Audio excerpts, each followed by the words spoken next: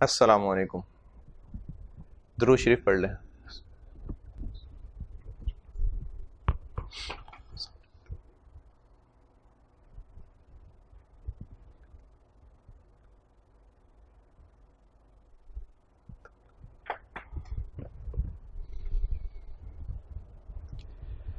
अच्छा, पिछली क्लास में मैंने प्रोसेस 2 यानी सब्सिक्वेंट प्रोसेस स्टार्ट किया था और उसमें मैंने केस 1 ये लिखा था कि नए प्रोसेस में मज़ीद कोई मटीरियल कॉस्ट इनकर नहीं हो रही, और इसकी मिसाल मैंने वो लेदर ग्लव्स और लेदर जैकेट्स और लेदर बैग्स, हाँ लेदर बैग्स की मिसाल दी थी कि उसमें प्रोसेस 1 के अंदर जिसमें कटिंग है उसी में ही डायरेक्ट मटेरियल कॉस्ट आएगी लेदर, उसके बाद डायरेक्ट मटेरियल कॉस्ट नहीं आएगी, बस कन्वर्जन आ रही होगी। ये मैंने उस दिन मिसाल दी थी और उसके लिए एक सवाल होमवर्क दिया था 7 हॉर्नबिल के नाम से।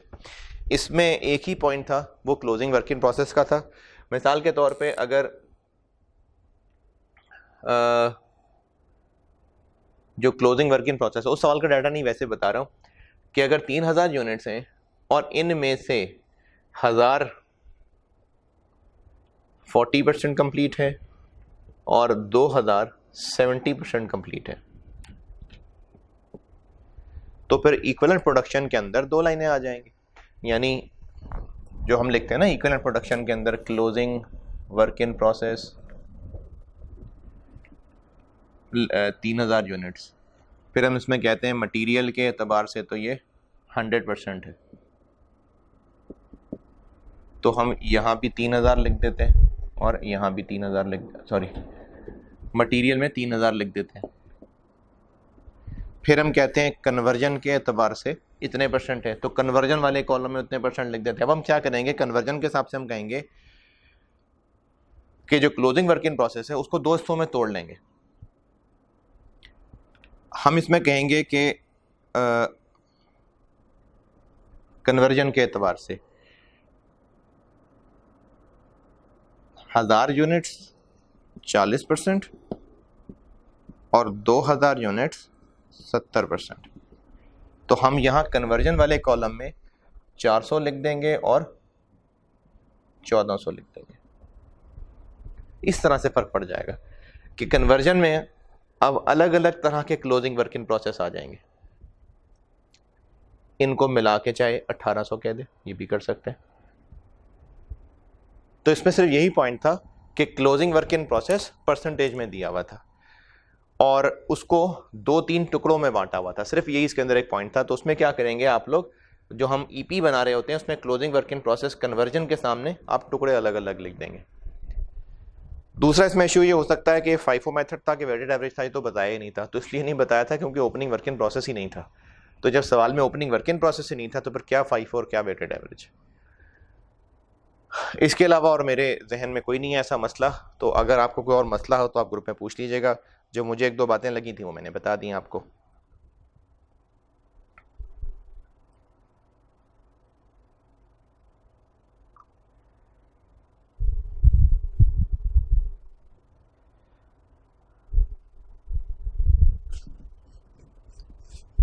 चलिए आगे चलते हैं।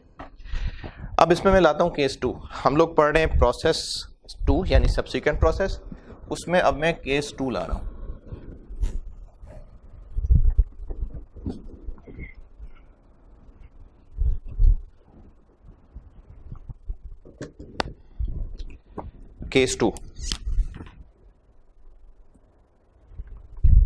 केस 2 ये है कि एडिशनल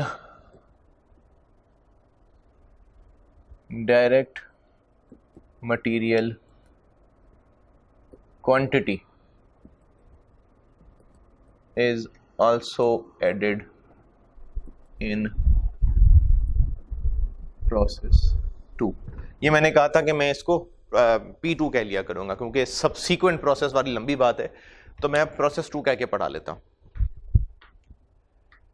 अब ये केस 2 बना दिया। केस 2 ये बना दिया कि प्रोसेस 2 के अंदर मजीद मटेरियल लग रहा होगा। इसकी मिसाल ऐसे है, इसकी एग्जांपल लेके कि मुझे नहीं पता पेंट कैसे बनता है, आपको भी नहीं पता, बस बना लेते हैं मिसाल। फर्ज कर लेते हैं कि प्रोसेस 1 में केमिकल ए इनपुट होता था और इसमें मज़ीद कन्वर्जन डलने के बाद ये रिफाइंड केमिकल ए प्रोसेस 2 में ट्रांसफ़र होता है। यहाँ से रिफाइंड, यहाँ इसकी सफाई होती है और रिफाइंड केमिकल ए ये प्रोसेस 2 में चला जाता है। फिर प्रोसेस 2 में ये इसके ले आते हैं जी 100 किलो ले आते हैं, फर्ज कर लेते हैं 100 किलो। अब ये जो मैंने ऊपर केस 2 बनाया हुआ है कि additional direct material quantity process 2 में मजीद आएगी, तो प्रोसेस 2 में 100 किलो ऑफ केमिकल ए आए हैं कहाँ से? प्रोसेस 1 से। तो एडिशनल क्वांटिटी का मतलब है कि प्रोसेस 2 में अब मजीद किलो ऑफ केमिकल ए आ जाएंगे कहीं से? नहीं, additional direct material quantity is also added, बल्कि इसको मैं ये कह देता हूं ऑफ अनदर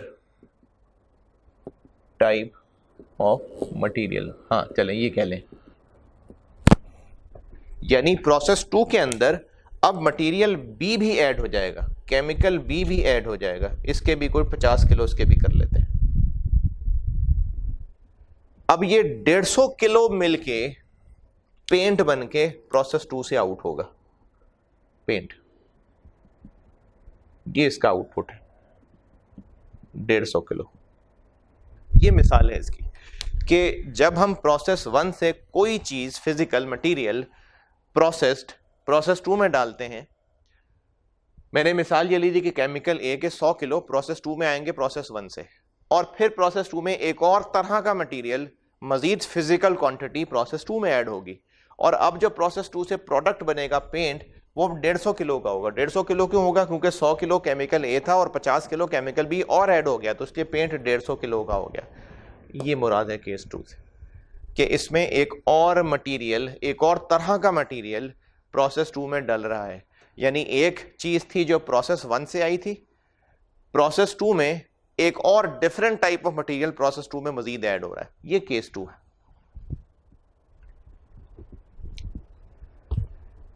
अच्छा, ये जो केस 2 है ये मुश्किल है, मेरा ख्याल है यही शायद सबसे मुश्किल पार्ट है प्रोसेस कॉस्टिंग का। अभी तक अगर आपको सब समझ आ रहा है तो बहुत अच्छी बात है, मैं खुश हूँ इस बात से आपको समझ आ रहा है। तो अब मुश्किल शुरू होने लगी है और ज़्यादा, और डरा नहीं ना, बता रहा हूँ, आप और ज़्यादा होश में रहें। अच्छा, अभी जो इधर एक कैलकुलेशन का काम करने लगा हूँ ना, जैसे मैंने पहले भी कहा था कि मैं कुछ चीज़ें आपको एक रफ कैलकुलेशन से बस कॉन्सेप्ट समझाने के लिए करता हूँ। उनको ना लिखें चाहे, क्योंकि लिखेंगे भी तो उन फिगर्स को नोट करके क्या करेंगे, कल को फिगर्स पढ़े होंगे तो आपको समझ नहीं आएगा क्या बताया था। या तो ना लिखा करें, सिर्फ समझा करें।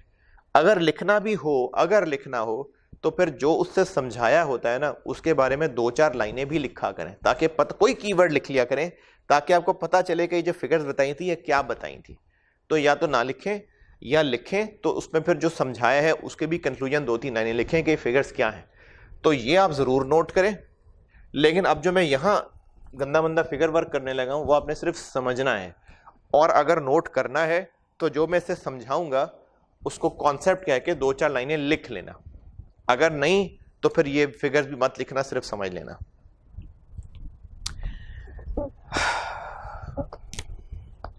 एक मिसाल से समझा रहा हूं एक कॉन्सेप्ट।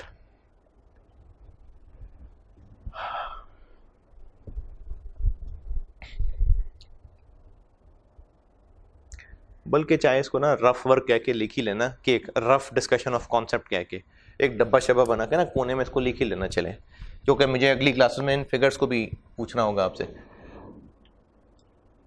प्रोसेस 1 से प्रोसेस 2 में इस महीने में for the month of June chemical A के रिफाइन होके 100 किलो आए और टोटल 70,000 रुपए के। अच्छा, ये 70,000 रुपए कैसे बना होगा? ये 70,000 रुपए ऐसे बना होगा कि प्रोसेस 1 का जब हमने जून के महीने की स्टेटमेंट ऑफ एवेल्यूएशन बनाई होगी, स्टेटमेंट ऑफ एवेल्यूएशन, तो उसमें कॉस्ट ऑफ कंप्लीटेड यूनिट्स के सामने 70,000 रुपये आ रहा होगा। अगर वेटेड एवरेज मेथड था तो जस्ट एक लाइन में 100 kilo into material plus conversion 70,000 आ गया होगा। अगर फाइफो मेथड था तो ओपनिंग वर्क इन प्रोसेस फिर स्टार्टेड कंप्लीटेड, उनका ग्रैंड टोटल 70 आया होगा। जो होना था हो गया। प्रोसेस 2 के लिए सिर्फ इतना काम की चीज है कि प्रोसेस 1 से 70,000 रुपए के 100 किलो आए हैं। दोबारा सुने, प्रोसेस 1 का जो स्टेटमेंट ऑफ एवेल्यूएशन बना होगा प्रोसेस 1 का, उसमें या तो वेटेड एवरेज मेथड होगा तो कॉस्ट ऑफ कंप्लीटेड यूनिट्स के सामने 100 kilo into material plus conversion और ये 70,000 आ रहा होगा, या तो ऐसे हुआ होगा, या फिर ये हुआ होगा कि ओपनिंग का पहले बीडी आया होगा, फिर उसमें मजीद जो कन्वर्जन लगी वो आई होगी, फिर स्टार्टेड एंड कंप्लीटेड आए होंगे और इनका ग्रैंड टोटल 70,000 आ रहा होगा।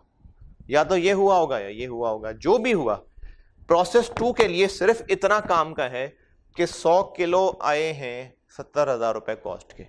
इसका प्रोसेस 2 से कोई लेना देना नहीं है, ये प्रोसेस 1 की चीज थी।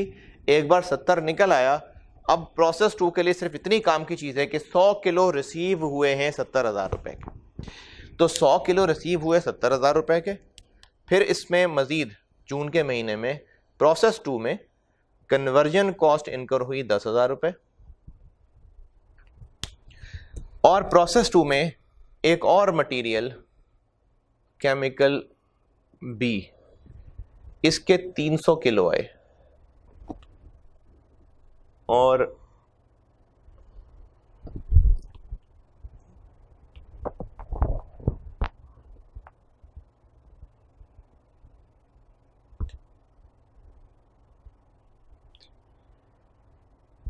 ये थे 24,000 रुपए के।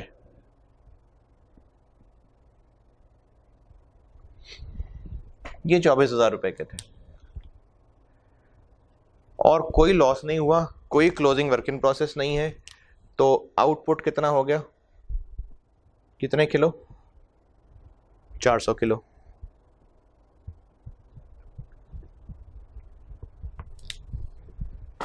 ये डाटा फिर देख लेते हैं। जून के महीने में प्रोसेस 2 में 100 किलो प्रोसेस 1 से आया 70,000 रुपए वाले, 300 किलो केमिकल बी डला 24,000 रुपए के, कन्वर्जन कॉस्ट आई 10,000 रुपए। तो 70 और 10 80 और 24 1,04,000 रुपए लगा के 400 किलो बन गए। अब इन 400 किलो की अगर पर किलो कॉस्ट देखनी हो, 70,000 ये, 24 ये, 10 ये, तो 1,04,000 डिवाइडेड बाय 400, तो हमें 1 किलो ऑफ आउटपुट कितना कॉस्ट किया। अच्छा ये ना गलती होगी, सॉरी, ये 7,000, तो जीरो आगे पीछे हो गया थोड़ा, वो 7,000, तो 7,000 ये, 10,000 ये, 17,000 और 24 ये 41,000। तो अगर हम देखें कि 41,000 रुपए में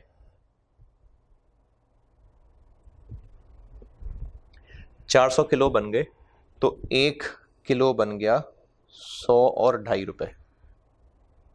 ये दोबारा देखें, हमें 100 किलो 7,000, वो जीरो ज्यादा डल गया था मुझसे, 7,000 रुपए के 100 किलो प्रोसेस 2 में आए, 300 किलो इसमें और डले, 10,000 रुपए कन्वर्जन आई, और इतने सारे पैसे लगाने के बाद 400 किलो बना लिए। 400 कैसे, वो तो 100 थे, 100 ये और 300 ये, तो वजन तो बढ़ा ना सब, 400 किलो हो गया। जैसे अगर हम मिठाई बना रहे हैं तो उसमें मैदे का वजन भी है, मैदे का, दूध, चीनी, इन सब का वजन मिल के, और भी जो उसमें कूड़ कबाड़ मिलाना है, वो सब मिला के एक मिठाई का वजन बन रहा है ना। या जो ग्वाला दूध बेच रहा है तो उसमें अगर 1 पाव दूध है और 3 पाव पानी है, तो वो सब मिला के 1 किलो दूध बन रहा है। तो जो भी इंग्रेडिएंट्स हैं उन सबके वजन काउंट हो रहे हैं तो ही प्रोडक्ट का वजन बन रहा है। तो प्रोडक्ट बना 400 किलो, तो एक यूनिट कितने का हो गया, 102.5। यहां तक सीधी सीधी बात है। केमिकल ए के 100 किलो अगर 7,000 रुपए के यहां इन हुए थे, पर किलो कितना था, यानी केमिकल ए का 1 किलो कितने का था। अगर 100 किलो 7,000 रुपए के थे तो 1 किलो केमिकल ए कितना कॉस्ट किया था? 70 रुपए। 70 रुपए। अगर 300 किलो 24,000 रुपए के थे तो 1 किलो केमिकल बी कितना कॉस्ट किया था? 80 रुपए। तो सिंपल सा मैथ किया मैंने, 7,000 रुपए के 100 किलो हमें रिसीव हुए थे तो पर किलो ए कितना था? 70 रुपए का। 24,000 रुपए के 300 किलो केमिकल बी लाए थे तो पर किलो 80 रुपए का।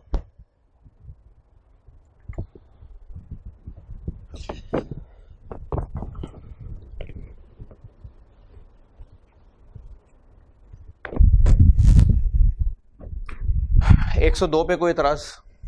7,000 प्लस 10,000 17,000 प्लस 24,000 41,000। 41,000 रुपए मैंने एक ही फार्मूला क्यों लगा दिया? क्योंकि ना कोई वर्क इन प्रोसेस है ना कोई लॉस है, सिंपल सी चीज है। तो 41,000 रुपए में 400 किलो बन गए तो 1 किलो 102 का बना।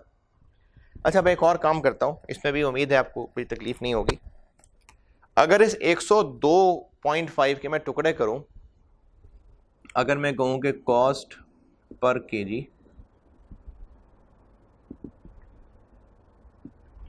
केजी ऑफ आउटपुट चले, ये जो हम पेंट बना रहे हैं पेंट, तो पेंट का 1 किलो पेंट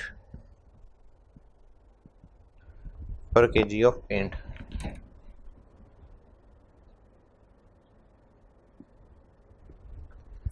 इस 102 का मैं ब्रेकअप करने लगा।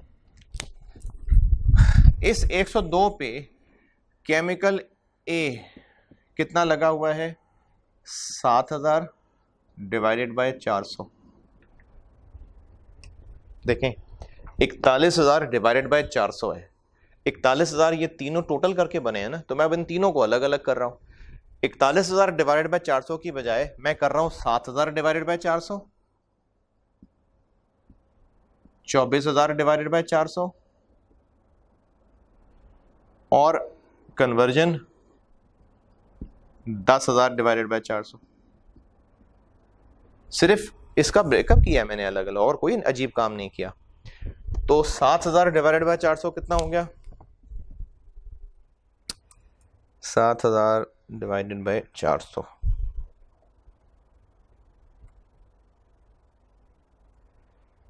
फिर उसके बाद 24,000 डिवाइडेड बाय 400, फिर 10,000 डिवाइडेड बाय 400।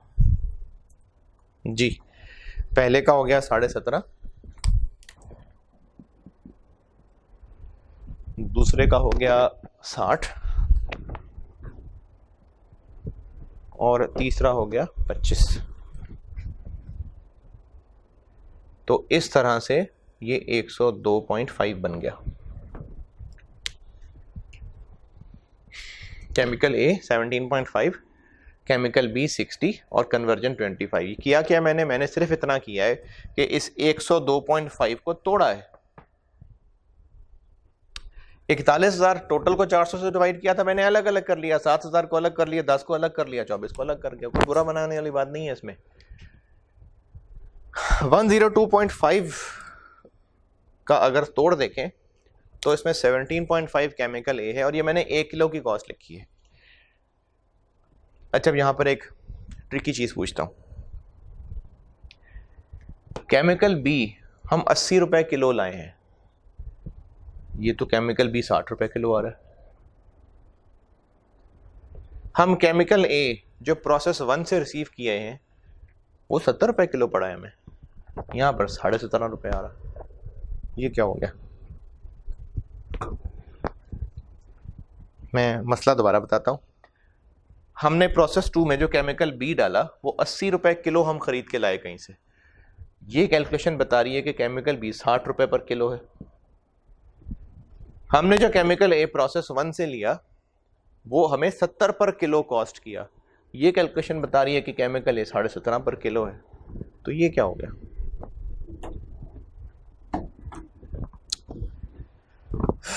हाँ जी, ये क्या जादू हो गया?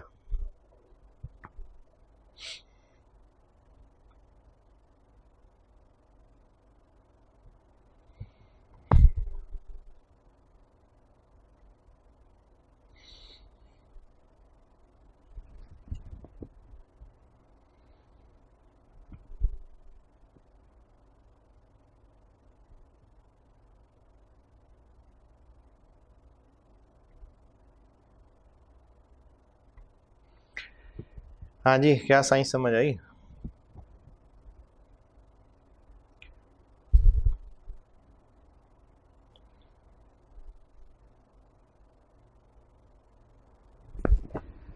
अच्छा जी, साइंस ये है इसमें कि मैंने अभी ट्रिकी बात बोली है।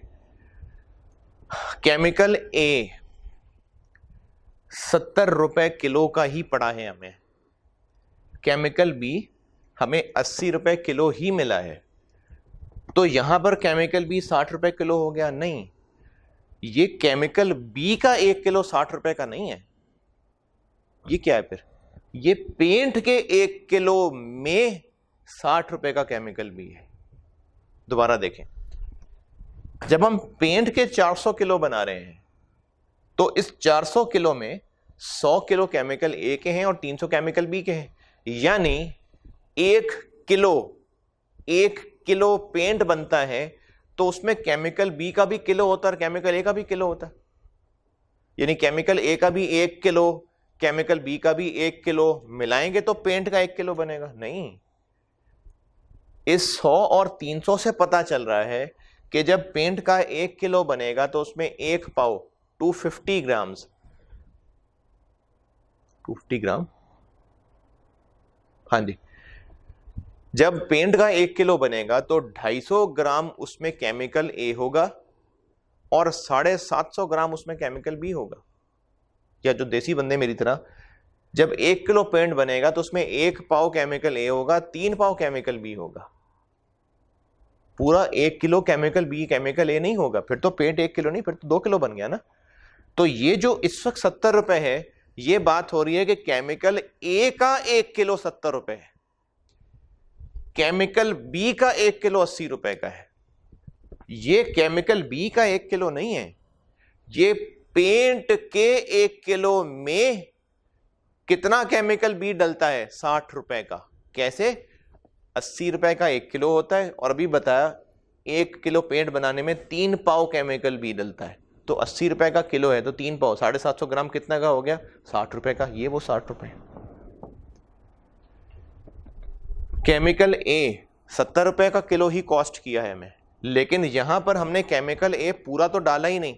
हमें 1 किलो पेंट बनाने के लिए सिर्फ 1 पाव केमिकल, सिर्फ 250 ग्राम केमिकल ए चाहिए था। 70 रुपए का पूरा किलो है, हमें सिर्फ 250 ग्राम चाहिए था, तो वो 250 ग्राम 17.5 रुपए का पड़ा हमें।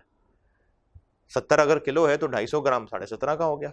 तो ये जो 17.5 और 60 रुपए है, आप फर्क क्लियर कर लें। जो मैं इतनी लंबी कहानी सुना रहा हूं, आप फर्क क्लियर रखिए कि ये जो 70 रुपए और ये 80 रुपए क्या है?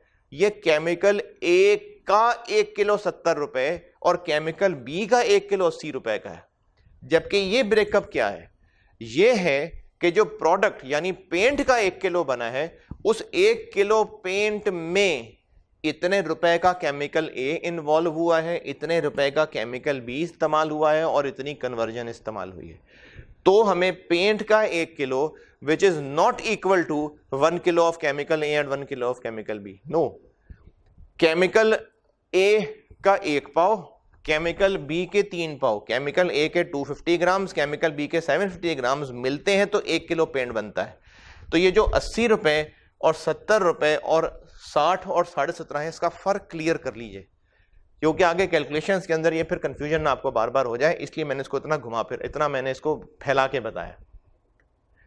एक दफा फिर सुन लें, केमिकल ए के हमने प्रोसेस 2 में 100 किलो रिसीव किए जो कि हमें 1 किलो 70 रुपए का पड़ा। केमिकल बी के हमने प्रोसेस 2 के अंदर खरीद के 300 किलो डाले जो कि हमें 1 किलो 80 रुपए का पड़ा। अब इनको मिला के 400 किलो पेंट बना लिया, तो 400 किलो पेंट के बनने की पर किलो कॉस्ट क्या पड़ी हमें? वो पड़ी 102.5। ये पेंट के 1 किलो की कॉस्ट है। तो हमें पेंट का 1 किलो, जो कि पेंट का 1 किलो, उस 1 किलो पेंट में 17.5 रुपए का केमिकल ए इस्तेमाल हो रहा है जो कि 1 पाव डल रहा है सिर्फ। 60 रुपए का केमिकल बी जो कि 3 पाव डल रहा है सिर्फ 1 किलो पेंट बनाने के लिए, और कन्वर्जन 25 रुपए की इस्तेमाल हो रही है। मेरे ख्याल में अब बहुत ज़्यादा मैंने डिटेल से बता दिया। अगर अब भी किसी को कच्चा कच्चा समझ आ रहा है तो आप ये वीडियो रिवाइंड करके दोबारा सुन लें इस बात को। अब मैं तो 4 दफ़ा नहीं बता रहा।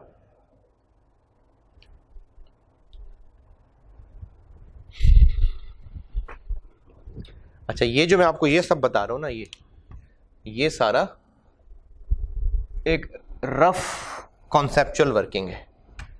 ये अगर नोट करना है तो कर लें, नहीं करना तो मर्जी है आपकी, लेकिन ये जो मैं आपको इधर लेक्चर नोट्स बनवा रहा होता हूँ ना, ये उसका हिस्सा नहीं है। ये मैंने समझाया है। अगर नोट करना है तो अलग से कि डब्बा बना के रफ वर्किंग कॉन्सेप्चुअल वर्किंग करके लिखें। ये जो मैं आपके नोट्स बनवा रहा हूँ वो मैं यहीं साफ सुथरे बनाऊंगा, जिसमें मैंने केस 2 की हेडिंग दी है, ये मिसाल लिखी है, ये आप नोट करें, और जो इसके बाद अब लिखने लगा हूं वो आपके साफ सुथरे नोट्स का हिस्सा है जो अब लिखने लगा हूं।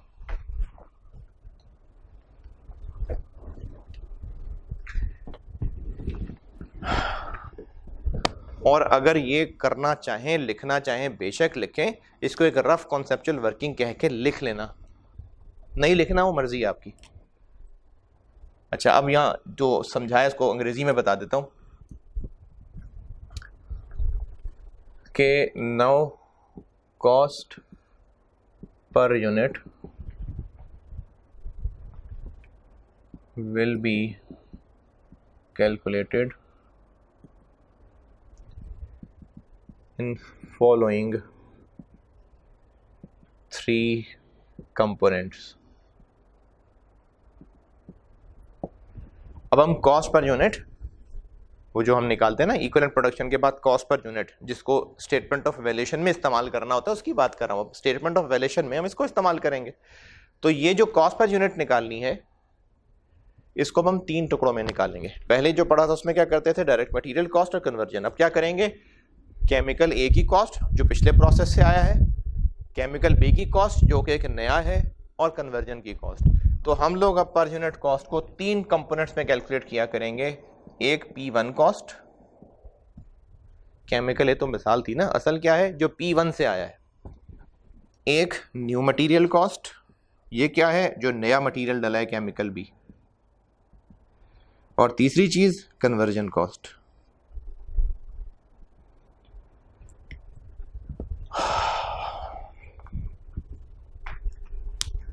तो हम लोग अब से ऑनवर्ड, ये जो मैं केस 2 पढ़ा रहा हूं, कॉस्ट पर यूनिट 3 कंपोनेंट्स में कैलकुलेट किया करेंगे। पिछले प्रोसेस से जो आई चीज, नया मटेरियल और कन्वर्जन। अब हम ये 3 कंपोनेंट्स में कॉस्ट किया करेंगे। अच्छा जी, अब अगर हम कॉस्ट पर यूनिट 3 कंपोनेंट्स में कैलकुलेट करेंगे तो हमें फिर डिनोमिनेटर भी 3 चाहिए होंगे। ये तो पहले कर चुके कि जब हम पर यूनिट कॉस्ट मटेरियल और कन्वर्जन की अलग अलग निकालते थे तो फिर दोनों के डिनोमिनेटर भी अलग होते थे ना। तो वो डिनोमिनेटर हमें कहाँ से मिलते हैं, ईपी की वर्किंग से। तो अब ईपी की वर्किंग में भी क्वांटिटी के 3 कॉलम हुआ करेंगे। Therefore equivalent production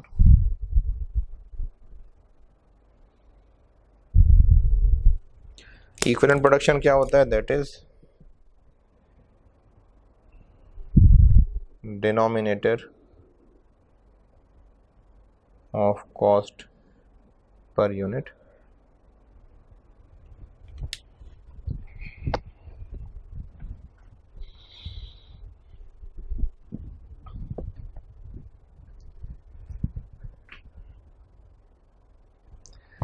therefore equivalent production will also be determined for above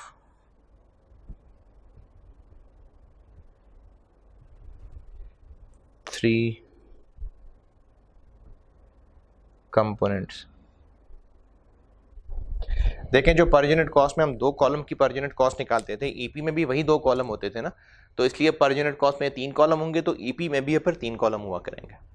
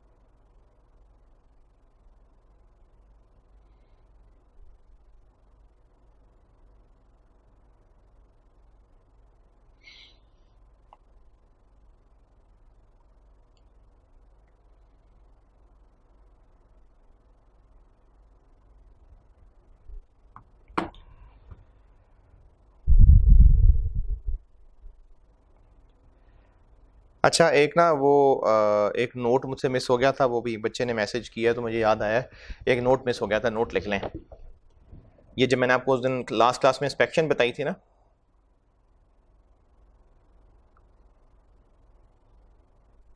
हाँ वो लिखवाया था ना एज फॉलोज, उसके बाद एक नोट बतवाना था।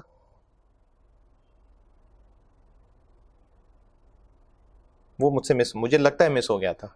मैंने अपने पास जो लिखवाता हूँ ना अपने पास कलर कर लेता हूँ, मैंने कलर किया हुआ है, या तो बता दिया था। आप मुझे देख लें, चेक कर लें, अगर नहीं बताया था तो अब लिख लें, अगर बता दिया था तो ठीक है। जब मैं आपको ये सब नोट्स लिखवा रहा था, मैंने उसमें नॉर्मल लॉस की एक बात की थी। नॉर्मल लॉस में नोट्स पे आए जो 2 लेक्चर पीछे आए, जब मैंने आपको इंस्पेक्शन सिखाई थी ना वहां पर आए।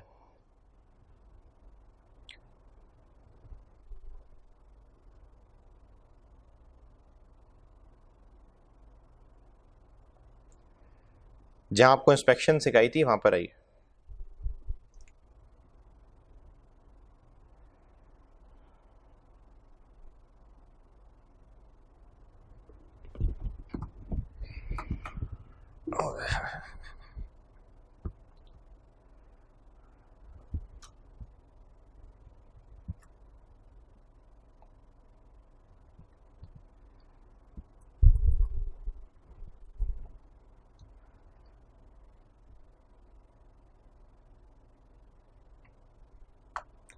अच्छा, जहां इंस्पेक्शन सिखाई थी वहां देखिए, मैंने उसमें आपको ये लिखवाया था, if normal loss is percentage of input and stage of inspection is given, then normal loss percentage is applied to inspected unit as follows. तो उस एज फॉलोज के अंदर आपको फिर मैंने इंस्पेक्टेड का फार्मूला लिखवा दिया था। उसके बाद एक नोट लिखवाया था ऐसा कि अगर स्टेज में इंस्पेक्शन दी हुई है तो वही स्टेज ऑफ कंप्लीशन है। अगर नहीं लिखवाया था तो लिख लें, stage of inspection, stage of inspection is also considered as stage of completion for abnormal loss या abnormal gain units। दोबारा, stage of inspection is also considered as stage of completion for abnormal loss या abnormal gain। stage of inspection is also considered as stage of completion for abnormal loss या abnormal gain। ऐसा क्यों है वो भी सुन लें। Stage of inspection क्या थी कि जब हमने एक टाइम गुजरने के बाद ढक्कन उठा के देखा कि सब सही है कि नहीं सही है। अच्छा, इंस्पेक्ट करेंगे तो पता चलेगा ना कि लॉसेस हैं। अच्छा, अब जब लॉसेस पता चल गए, यानी हम जो प्रोडक्शन प्रोसेस था 10 घंटे का, हमने 4 घंटे गुजरने के बाद ढक्कन उठा के देखा, तो इसका मतलब प्रोडक्शन प्रोसेस 40% कंप्लीट होता है, तो हम ढक्कन उठा के देख लेते हैं। अब जब ढक्कन उठा के देखा तो करके बंद कर दी, जो खराब थे उनको बाहर निकाला, जो लॉस थे उनको प्रोसेस से बाहर निकाले, उनको वहीं थोड़ी अंदर गलने सड़ने देंगे लाशें उनकी। तो जब प्रोडक्शन प्रोसेस में यूनिट्स खराब हो गए और इंस्पेक्शन पे हमें पता चल गया कि कितने यूनिट्स खराब हुए, तो जितने यूनिट्स खराब हुए उनको निकाल लेंगे ना, फिर वहीं पड़े थोड़ी रहने देंगे। तो अगर प्रोडक्शन प्रोसेस 40% कंप्लीट हुआ था और हमने इंस्पेक्शन कर ली, तो जो अंदर मशीन के खराब यूनिट्स पड़े रह गए थे उनको फिर बाहर निकाल लिया, बाहर निकाल के कबाड़िए को बेच दिया। तो जब उनको बाहर निकाल लिया तो उन पे फिर कहां तक प्रोसेस हुआ था और बस रुक गई थी बात 40%, जो स्टेज ऑफ इंस्पेक्शन थी। तो स्टेज ऑफ इंस्पेक्शन है कि जिस स्टेज पर प्रोसेस पहुंचते हुए हम इंस्पेक्शन कर रहे हैं, और अगर उसी वक्त लॉसेस पता चल रहे हैं, जो कि डेफिनेटली इसी वक्त पता चलेंगे तभी तो इंस्पेक्शन कर रहे हैं, तो उनको उसी वक्त मशीन से निकाल लेंगे, पड़े नहीं रहने देंगे। तो उन पे फिर कितना काम हुआ, जितना इंस्पेक्शन के वक्त हुआ था, उसके बाद उनको बाहर निकाल लिया। तो जो स्टेज ऑफ इंस्पेक्शन सवाल में दी होगी वही स्टेज ऑफ कंप्लीशन होगी एबनॉर्मल लॉस और एबनॉर्मल गेन के लिए। ये नोट मैंने और लिखवा दिया, मुझे लगता है उस दिन मिस हो गया था। मैंने कलर पता नहीं क्यों कर लिया होगा इसको। फिर मैं जो अपने पास ना लेक्चर प्लान बनाए हुए हैं कि आप लोगों से क्या क्या बातें शेयर करनी है, तो जब मैं नोट्स लिखवाता जाता ना तो उनको कलर चेंज कर लेता हूँ ताकि पता चले मैंने बता दिया है। तो पता नहीं कलर क्यों चेंज किया हुआ। बहरहाल चलें जी, अब बता दिया, चलो अच्छा हुआ स्टूडेंट ने ग्रुप में पूछ लिया, मैंने देख लिया। तो जो स्टेज ऑफ इंस्पेक्शन है वही एबनॉर्मल लॉस और एबनॉर्मल गेन की स्टेज ऑफ कंप्लीशन है। चलें वापस, तो यहां तक इतनी बात समझ आ गई कि हमने पर यूनिट कॉस्ट के 3 कंपोनेंट्स तोड़ने हैं। कॉस्ट पर यूनिट 3 कंपोनेंट्स में लिख लेगी, इसका मतलब 3 अलग अलग न्यूमरेटर और 3 अलग अलग डिनोमिनेटर यानी ईपी। तो ईपी भी फिर अब 3 कॉलम्स में बनेगी।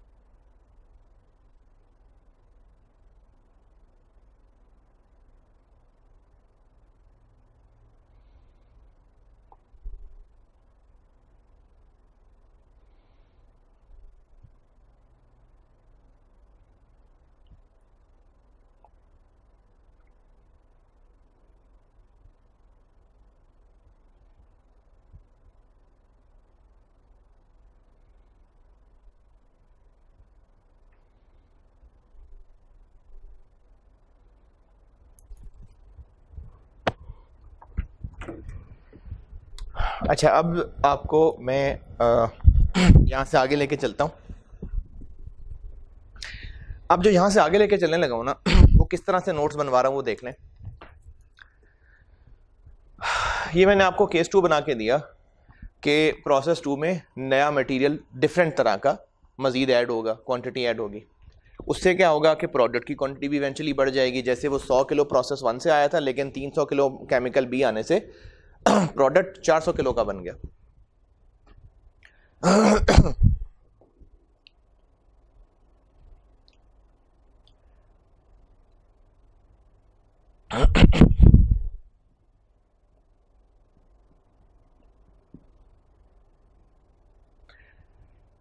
तो हम क्या करेंगे, कॉस्ट पर यूनिट 3 कंपोनेंट्स में निकालेंगे और जो इक्विवेलेंट प्रोडक्शन है उसमें भी फिर 3 कॉलम बनेंगे।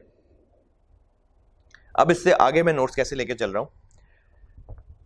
ईपी की वर्किंग तो हम पहले भी बहुत प्रैक्टिस कर चुके हैं, कॉस्ट पर यूनिट भी कर चुके हैं, स्टेटमेंट ऑफ इवैल्यूएशन भी कर चुके हैं। अब चूंकि वो सारी मेहनत उसमें मैंने बस ये तीसरा कॉलम फिट करना है, तो उसमें क्या नई और मुश्किल बातें हैं उनको मैं कुछ इस तरह से एक्सप्लेन करने लगा हूं कि पहले मैं आपको ईपी पे डिस्कशन करने लगा हूं। यानी ये जो टॉपिक है पढ़ाना शुरू किया है, तो पहले मैं आपको बताने लगा हूं कि ईपी में क्या क्या फर्क पड़ेगा, ईपी में क्या क्या होगा। ईपी इक्विवेलेंट प्रोडक्शन को कह रहा हूं। जब इक्विवेलेंट प्रोडक्शन सारा समझा चुकूंगा कि उसमें क्या क्या फर्क आएगा, फिर अगली हेडिंग दूंगा कि कॉस्ट पर यूनिट में क्या क्या फर्क डलेगा। तो अब मैं आपको ये जो नई चीज़ है एक्सप्लेन करने लगा हूं। इसमें पहले मैं आपको ये एक्सप्लेन करने लगा हूं कि इक्विवेलेंट प्रोडक्शन की वर्किंग में क्या क्या नया होना है। अब एक तो बता दिया क्या नया होना है कि अब 3 कॉलम होने, पहले 2 होते थे ना इक्विवेलेंट यूनिट्स के, आखिरी वाले 2 कॉलम, अब उन 2 की जगह 3 होंगे। ये तो एक बता दिया। अब इसमें मजीद क्या मुश्किलें आएंगी तो वो मैं आपको एक हेडिंग दे के बता देता हूं। यानी अब जो मैं चीज़ें एक्सप्लेन करने लगा हूं वो मैं इक्विवेलेंट प्रोडक्शन की एक्सप्लेन करने लगा हूं।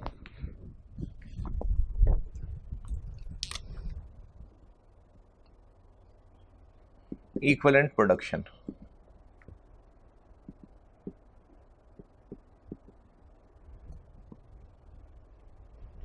और इसको भी एक्सप्लेन ऐसे करने लगा हूं कि मैं ये सिखा रहा हूं आपको, समझाता जाऊंगा, लिखता जाऊंगा, प्रैक्टिस करते जाएंगे कि इक्विवेलेंट प्रोडक्शन में ये जो हम करते थे ना, इक्विवेलेंट यूनिट्स, मटेरियल और कन्वर्जन, ये करते थे ना हम पहले। इसमें कंप्लीटेड के यूनिट्स आते थे, फिर क्लोजिंग के यूनिट्स आते थे, फिर एब्नॉर्मल लॉस के यूनिट्स आते थे। ये सब किया था हमने। अब मैं ये कह रहा हूं कि ये तो मैं बता चुका अभी पिछली जो बोर्ड मिटाया कि अब ये कुछ ऐसे हुआ करेगा।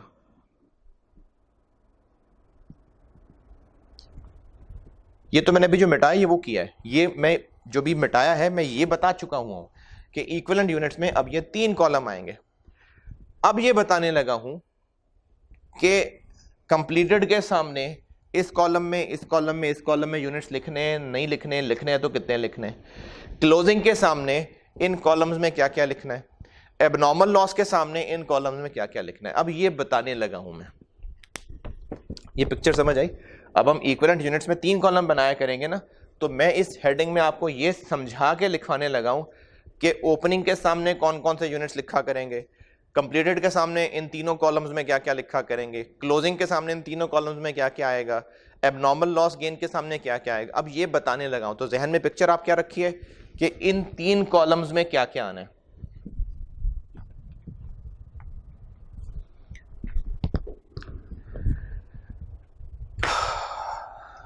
पहले करते हैं number 1 completed units. Completed units की लाइन आया करती है किसमें, वेटेड एवरेज मेथड में। और started and completed units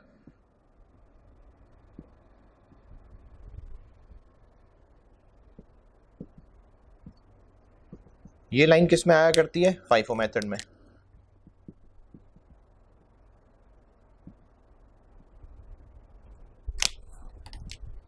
will appear in EP कह लेना, EP equivalent production, EP columns as follows। अच्छा, अब मैं ना इसी पैटर्न पे, पता नहीं शायद मुश्किल बात कर दी, हम लोग EP इस तरह करते हैं ना कि material, conversion, completed units, closing work in process, material में, कन्वर्जन में, एबनॉर्मल लॉस, ये सीखा है ना अब तक। तो अब मैंने आज नई चीज क्या बता दी कि अब ये कॉलम 3 हुआ करेंगे, ये भी एक कॉलम बन जाएगा, यानी EP 3 निकला करेंगे। तो इन लाइनों के सामने फिर इस कॉलम में भी तो कुछ लिखना है ना, तो मैं आपको ये समझा रहा हूं, समझाऊंगा, लिखवाऊंगा, या लिखवाऊंगा, समझाऊंगा और प्रैक्टिस कराऊंगा एक एक करके कि इन 3 EP के कॉलम्स में कंप्लीटेड यूनिट्स के सामने क्या क्या लिखना है, फिर क्लोजिंग वर्क इन प्रोसेस के सामने क्या क्या लिखना है, ये लिख के दूंगा, समझाऊंगा और फिर प्रैक्टिस भी कराऊंगा। ये करने लगा हूं मैं।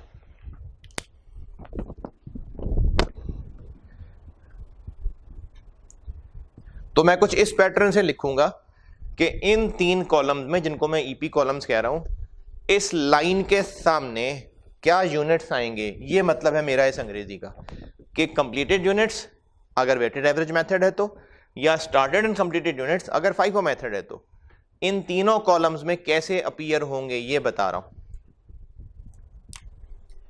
P1 कॉलम में, न्यू मटेरियल कॉलम में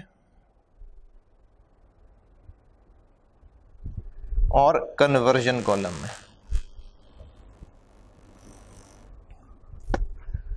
EP में 3 कॉलम ही होंगे ना।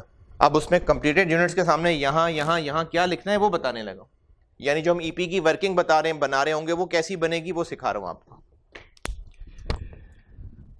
कुछ क्लासेस पहले कॉन्सेप्ट सिखाया था, बड़ी कीमती बात थी।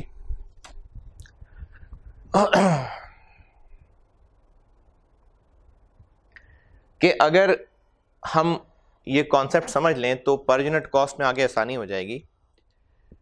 कि पर यूनिट कॉस्ट में जो ऊपर न्यूमरेटर लिखा होता है पर यूनिट कॉस्ट निकालते हुए, उसके नीचे डिनोमिनेटर में वो यूनिट्स आने चाहिए जिन पे वो न्यूमरेटर कॉस्ट आ चुकी हुई है। ये मैंने कुछ क्लासेस पहले बताया था कि जब हम पर यूनिट कॉस्ट निकालते हैं तो न्यूमरेटर लिख लिया, FIFO है तो सिर्फ current period cost, weighted average है तो ओपनिंग भी और पर करंट पीरियड कॉस्ट भी, ये हो गया न्यूमरेटर।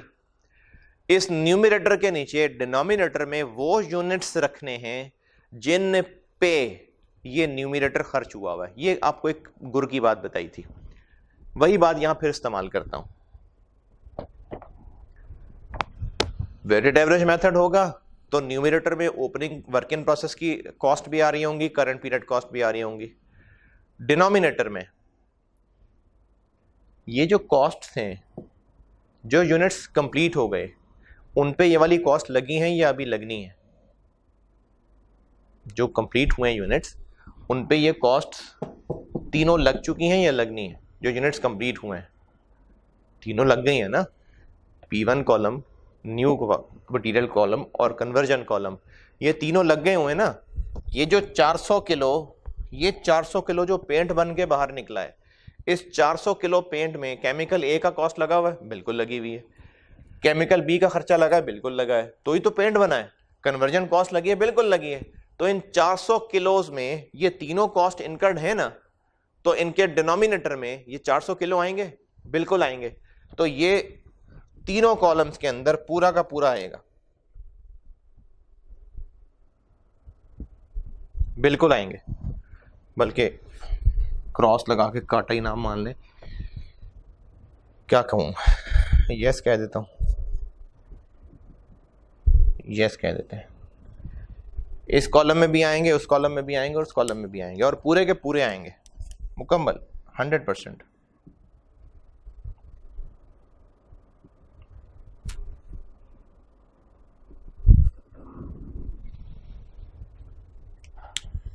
जिस तरह पहले हम लोग ईपी बनाते थे तो कंप्लीटेड के सामने दोनों कॉलम्स में पूरे पूरे यूनिट्स लिखते थे ना, वही बात मैंने अब की है। और अगर FIFO मेथड हो तो कंप्लीटेड यूनिट्स की लाइन जो होती है उसमें स्टार्टेड एंड कंप्लीटेड होते हैं, तो वो भी दोनों कॉलम्स में आते थे, अब तीनों कॉलम्स में आएंगे। इतनी सी बात की है मैंने। तो इन तीनों कॉलम्स में कंप्लीटेड यूनिट्स या स्टार्टेड एंड कंप्लीटेड यूनिट्स, इन तीनों कॉलम में पूरे पूरे यूनिट्स आएंगे जैसे पहले भी करते थे।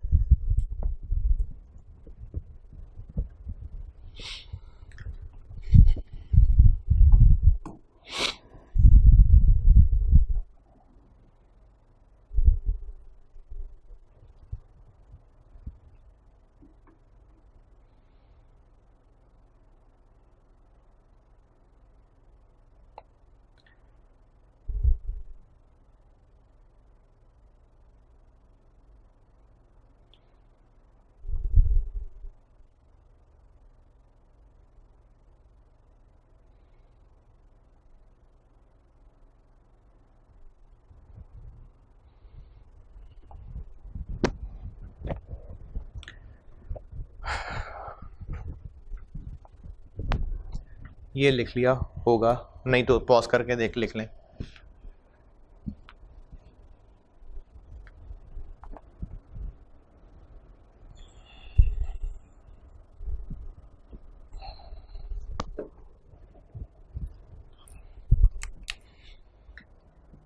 Closing work in process units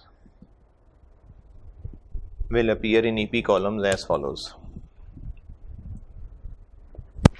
अच्छा, अब ये जो कॉन्सेप्चुअल रफ डाटा लिखवाया हुआ था इस पे आते हैं।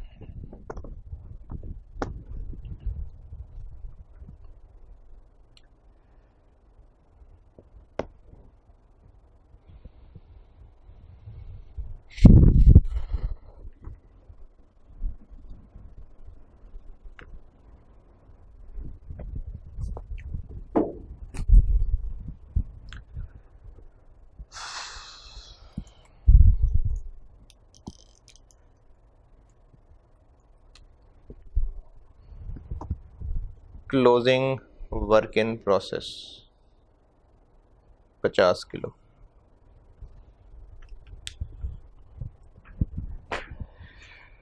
तो आउटपुट हुआ फिर 350 किलो। फिर तो अब सारा पेंट नहीं बना ना, 50 kilo closing work in process से।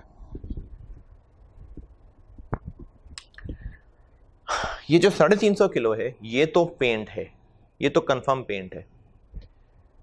आउटपुट जो हुआ पेंट है। इस पेंट के अंदर केमिकल ए भी शामिल है, केमिकल बी भी शामिल है, और उस पर कन्वर्जन भी लग चुकी हुई है। तो जो पर यूनिट कॉस्ट निकालते हुए न्यूमरेटर में 7,000, 24,000, 10,000 का खर्चा आ रहा होगा, इसके डिनोमिनेटर में ये 350 किलो आएंगे ना, क्योंकि इन पे तो ये खर्चा लगा हुआ है। क्लोजिंग जो वर्क इन प्रोसेस है ये यकीनन बताया होगा कि कितने % कंप्लीट है। चले मैं कहता हूं कि ये 70% कंप्लीट है। अभी पूरा कंप्लीट नहीं है। ये जो स्टेज ऑफ कंप्लीशन होती है ना, बाय डिफॉल्ट ये कन्वर्जन की होती है। यानी अगर प्रोसेस ड्यूरेशन 10 घंटे है तो अजम्पशन ये है प्रोसेस कॉस्टिंग कि उस 10 घंटे में labour overhead labour overhead labour overhead labour overhead बराबर बराबर लगते जा रहे हैं। तो अगर टाइम 40% गुजरा है तो उसका मतलब लेबर ओवरहेड भी 40% खर्च हुए हैं। ये इस प्रोसेस कॉस्टिंग की अजम्पशन है, आसानी कह लें। लेकिन जो मटेरियल है वो एकदम से डल जाता है। यानी अगर चाय बन रही है तो उस चाय में अगर दूध डालना है तो ये उलट लिया, दूध डल गया। ये नहीं है कि 15 मिनट के अंदर दूध आस्ता आस्ता आस्ता आस्ता, नहीं। इन सवालों के अंदर एक अजम्पशन ये है कि मटेरियल कॉस्ट प्रोसेस में फौरन इन हो जाता है। ये उंडेल दिया तो मटेरियल कॉस्ट, जब प्रोसेस में मटेरियल चला गया तो मटेरियल कॉस्ट इनकर हो गई। लेकिन जो लेबर और ओवरहेड्स हैं वो ओवर द स्पैन आते जा रहे हैं।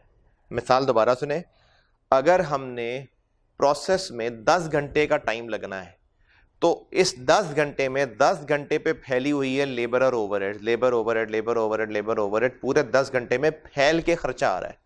जबकि मटेरियल एकदम से आना है, या तो वो शुरू में बाल्टी उंडेल देंगे या दरमियान में या एंड पे।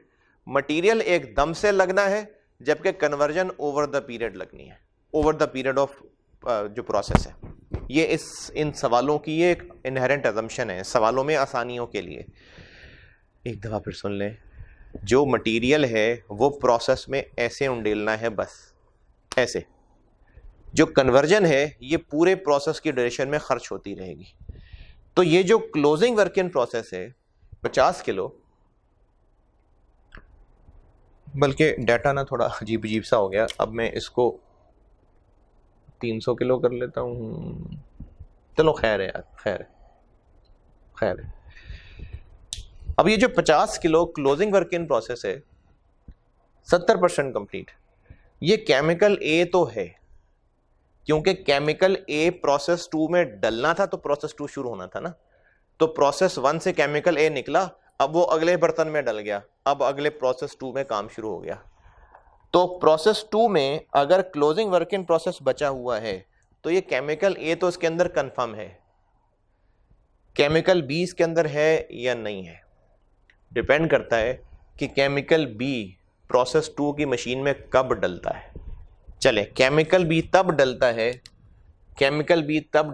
Chemical B is added when process is 60% complete. यानी केमिकल ए इस प्रोसेस 2 की मशीन में डला, फिर पकता रहा, केमिकल ए जब पूरा पक गया, 60% टाइम गुजर गया, फिर केमिकल बी उसमें डाल दिया। तो केमिकल बी प्रोसेस 2 में कब डलता है? When process is 60% complete. अच्छा, एक बड़ी पुरानी बात मैंने बताई हुई, मैं जरा चेक कर लूँ आपको याद है कि नहीं याद है। 100 किलो प्रोसेस 2 में सारे इकट्ठे एक साथ ही आए थे, पूरा महीना 100 किलो एक साथ ही पड़े रहे, फिर जब महीना ख़त्म हुआ तो 100 किलो एकदम से बाहर निकले, ऐसा हुआ है? नहीं। ये जो मटेरियल की इसी तरह ये 350 किलो पूरे महीने तक मशीन में पकता रहा, मशीन का ढक्कन खोला, 350 किलो इकट्ठा निकाल लिया। ये एक ही साथ सब हो रहा होता है? नहीं, ये पूरे महीने का टोटल डाटा है। हो सकता है एक वक्त मशीन में 4 किलो पेंट बनता, तो 1 किलो ये, 3 किलो ये, 4 किलो पेंट बना, मशीन खाली की, फिर दोबारा 1 किलो 3 किलो डाला, फिर मशीन खाली की, फिर दोबारा 1 किलो 3 किलो डाला। तो पूरे महीने में टोटल एक्टिविटी मिला के 100 किलो केमिकल ए डाला था, 300 किलो केमिकल बी डाला था और 400 किलो पेंट बना था। ये मैंने बहुत पहले बताई थी बात, ऐसी बस रिफ्रेश कर रहा था। तो ये जो क्लोजिंग वर्क इन प्रोसेस है 50 किलो, इसमें केमिकल ए तो है ना। क्यों है केमिकल ए? क्योंकि केमिकल ए प्रोसेस 2 में डला था तो ही प्रोसेस 2 शुरू हुआ था ना। आप एएफसी पास करके कैफ में आए हैं तो ही तो कैफ शुरू हुआ है। तो आपका पास होके आना कैफ के अंदर, तो अब कैफ शुरू हो गया। इसका मतलब जो बच्चा कैफ पढ़ रहा है वो एफसी पास तो है ना। तो जो क्लोजिंग वर्क इन प्रोसेस है ये 50 किलो, ये केमिकल ए तो है। केमिकल ए प्रोसेस 2 में आया था तो प्रोसेस 2 शुरू हुआ है ना, तो ये केमिकल ए तो है। अब ये सिर्फ केमिकल ए है या इनमें केमिकल बी मिल चुका हुआ है?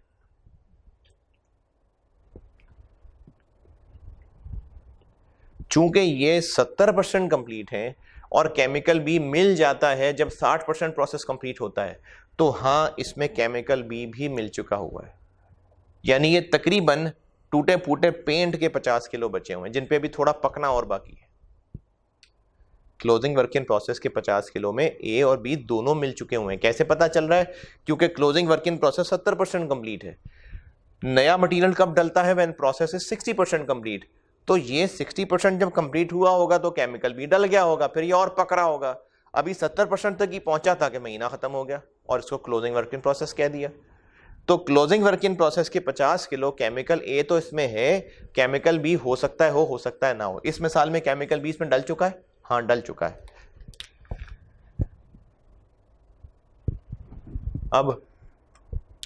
अब इसमें केमिकल बी नहीं डला हुआ।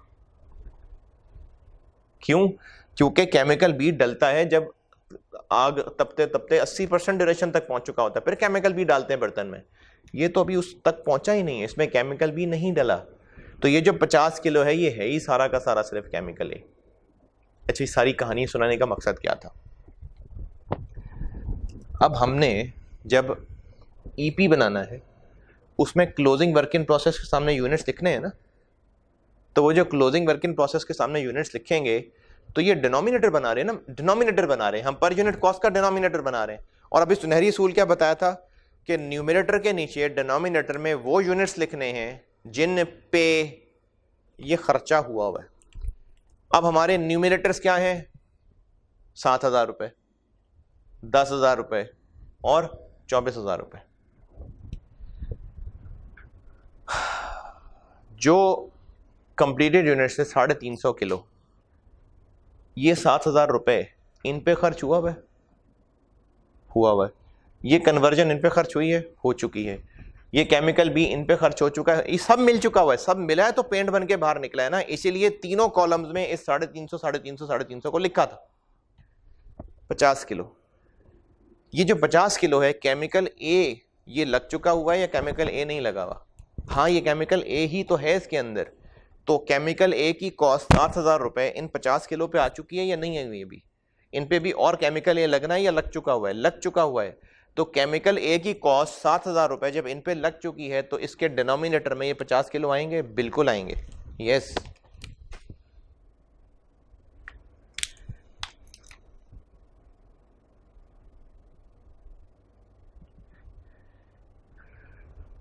अच्छा, अगर ये भी बहुत मुश्किल लग रहा है ना तो क्लोजिंग बता के मैं एक सवाल करा देता हूं, उससे हो जाएगी इंशाल्लाह आसानी।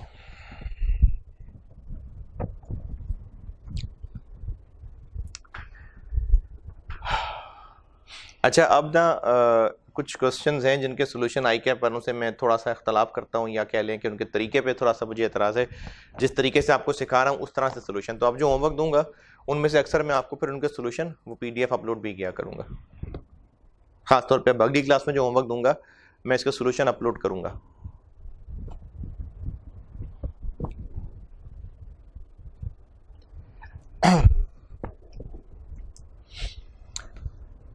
अच्छा, इन 50 किलो पे ये 10,000 खर्च हुआ है, हाँ पूरा नहीं 70%। तो कन्वर्जन के कॉलम में ईपी में इक्विवेलेंट प्रोडक्शन, कन्वर्जन वाले कॉलम में क्लोजिंग वर्क इन प्रोसेस के यूनिट्स लिखते थे, हाँ लिखते थे। कितना? स्टेज ऑफ कंप्लीशन के हिसाब से लिखते थे। वही बात अब भी वैसी ही है, तो लिखेंगे यस, लेकिन as per stage of completion.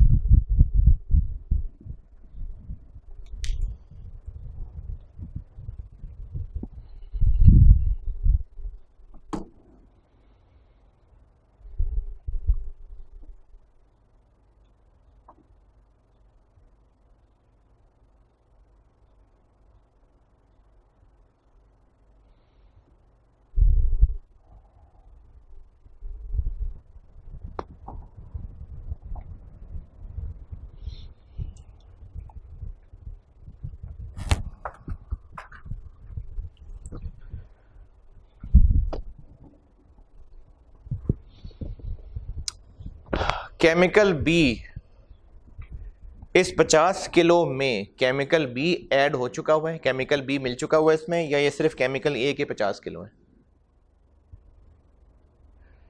70% complete है। केमिकल बी तब डलता है मशीन में जब 80% मशीन प्रोसेस चला चुकी होती है।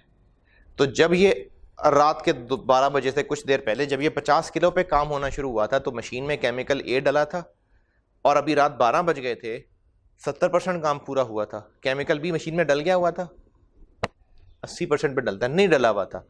तो इस 50 किलो पे केमिकल बी की कॉस्ट अभी इनकर नहीं हुई, तो केमिकल बी वाले कॉलम के न्यूमरेटर के डिनोमिनेटर में ये 50 किलो आने चाहिए।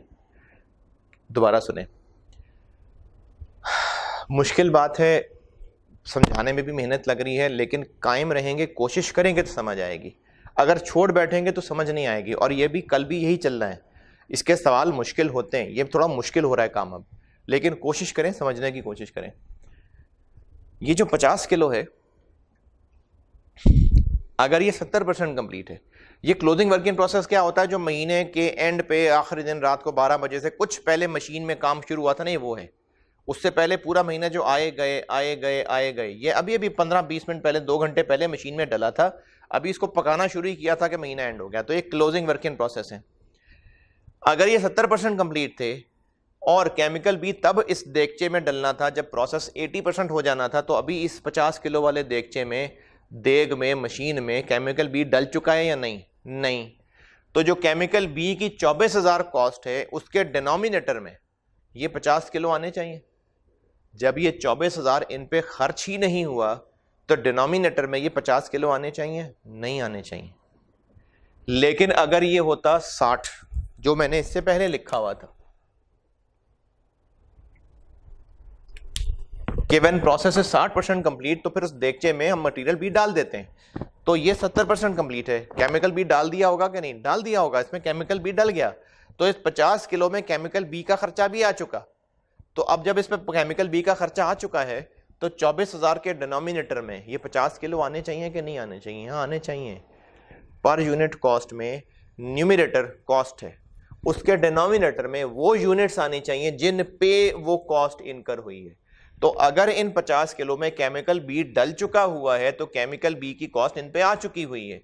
तो पर यूनिट निकालने के लिए डिनोमिनेटर में 50 किलो आने चाहिए। अब इसको मैं यहां कुछ ऐसे लिख देता हूं, यस और 100%, लेकिन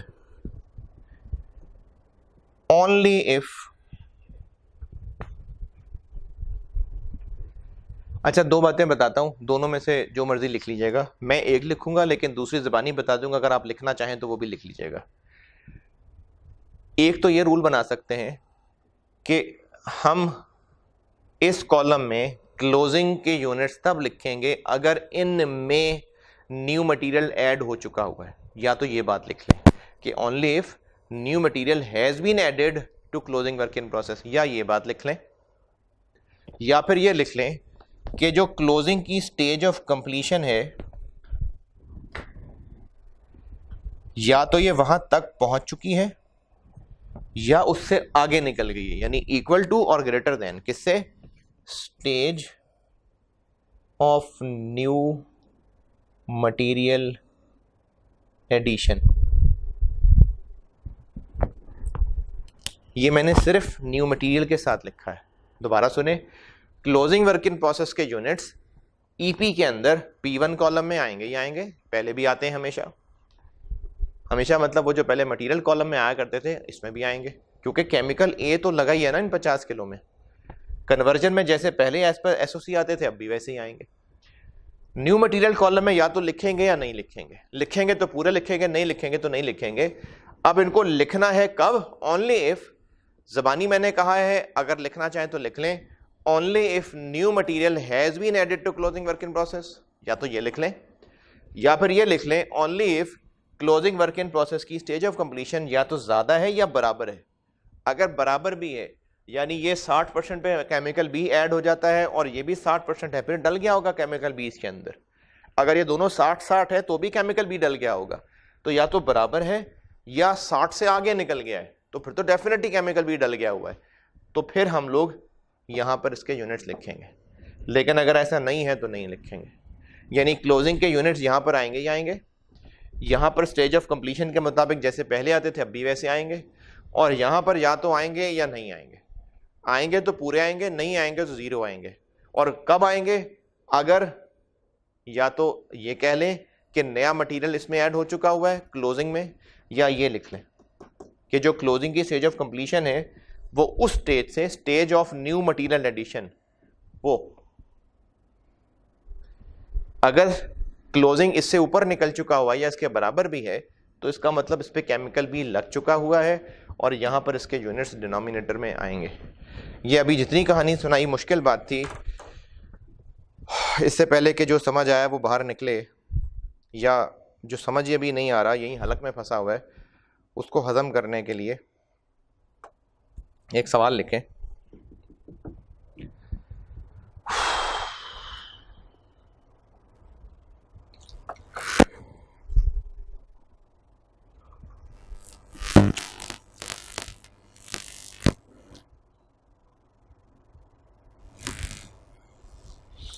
अच्छा, वो आज मेरे पास वो असिस्टेंट नहीं है बेचारा, वो तबीयत गड़बड़ थी उसकी, आया नहीं, तो कैलकुलेशन मुझे खुद ही करनी है। तो मैं पहले आपको, पहले तो होता है मैं सवाल लिखवा देता हूँ, वो मुझे कैलकुलेशंस करके बता देता है, तो वो आज वो नहीं आया, तो पहले मैं सवाल बना लेता हूँ।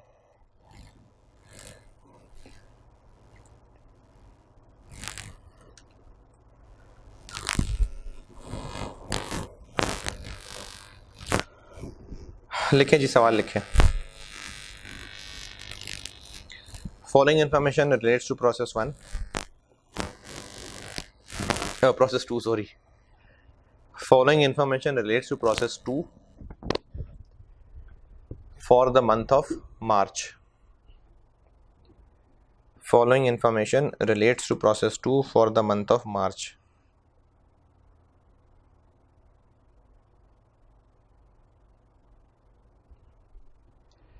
अब फॉलोइंग इंफॉर्मेशन में लिखें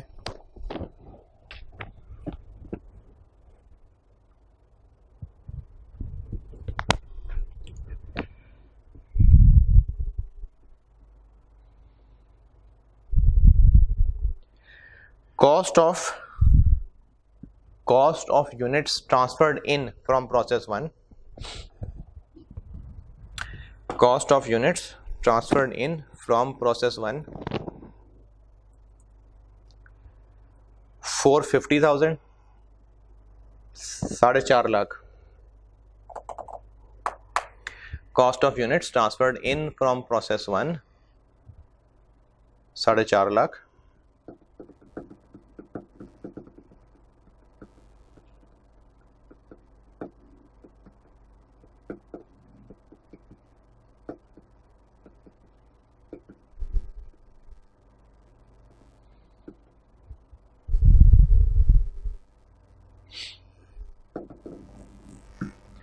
और ब्रैकेट पे साथ इसके लिखिए 20,000 यूनिट्स, 20,000 यूनिट्स, यानी 4.5 लाख रुपए में 20,000 यूनिट्स आए हैं पिछले डिपार्टमेंट से। उसके बाद लिखिए न्यू मटेरियल कॉस्ट,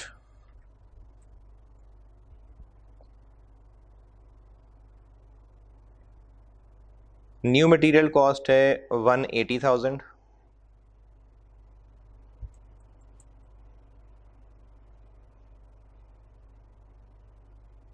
$1,80,000, और इसके साथ ब्रैकेट में लिखिए 10,000।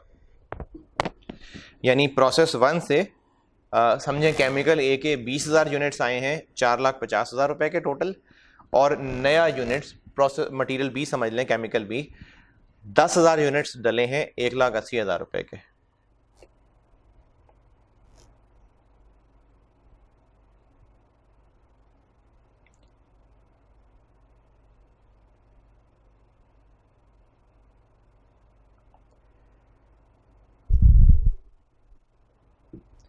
कन्वर्जन कॉस्ट लिखें,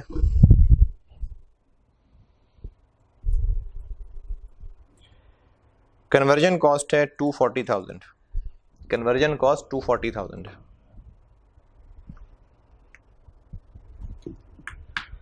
कन्वर्जन कॉस्ट 240,000 है।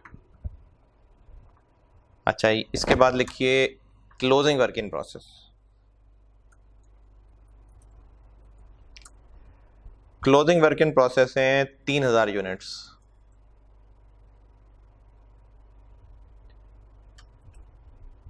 और ये हैं 60% complete. Closing work in process 3000 units हैं और 60% कंप्लीट है। और मैंने पहले भी जिक्र किया था, यूनिट्स एक जनरल टर्म है, किलो, लीटर्स, कुछ भी हो सकते हैं।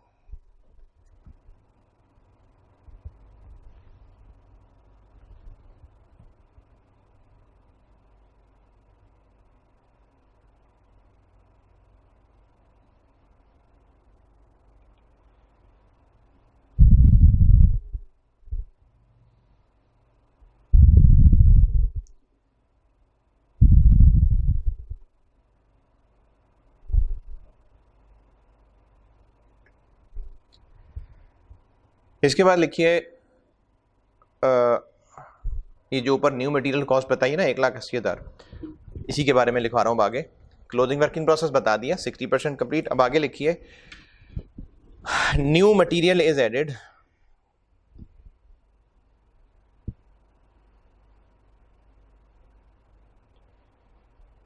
न्यू मटेरियल इज एडेड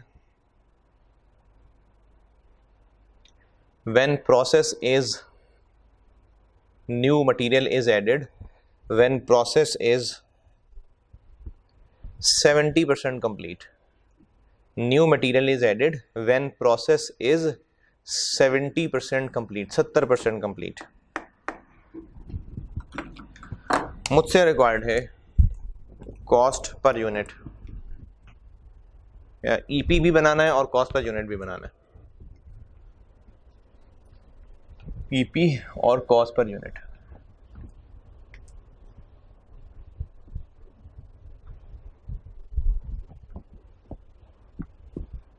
अच्छा, अब आप लोग ये काम करें कि मैं तो कर देता हूँ उसको, लेकिन बेहतर है कि आप ये वीडियो यहीं पॉज करें और पहले बेटा खुद ट्राई करें, पहले खुद ट्राई करिए, क्योंकि ये तो मैंने आपको गाइड किया है ना। वीडियो पॉज करके पहले खुद ट्राई करें, खुद ट्राई कर लें, उसके बाद मैं तो बता ही रहा हूँ, तो मैं तो बताने लगा हूँ, लेकिन आपने पहले वीडियो पॉज करनी है, आपने इसको पहले खुद ट्राई करना है, उसके बाद मेरा ये जो मैं लेक्चर बता रहा हूँ उसके बाद ये सुनना है। पॉज करना सर।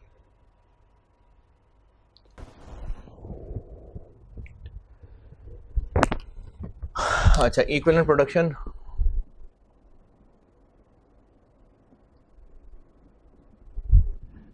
यूनिट्स जैसे पहले करते हैं वही किया मैंने, बस अब जो इक्विवेलेंट यूनिट्स है ना उसमें मैं P1 का एक नया कॉलम ले आया हूँ, न्यू मटेरियल और कन्वर्जन। कंप्लीटेड यूनिट्स कितने हैं? 20,000 ए था, यानी P1 से आया था, 10,000 नए डले, 30,000, 3,000 बच गए, तो 27,000 मुकम्मल होकर आगे चले गए। तो कंप्लीटेड यूनिट्स हैं 27,000, और इनको तीनों कॉलम्स में पूरा पूरा लिखना है।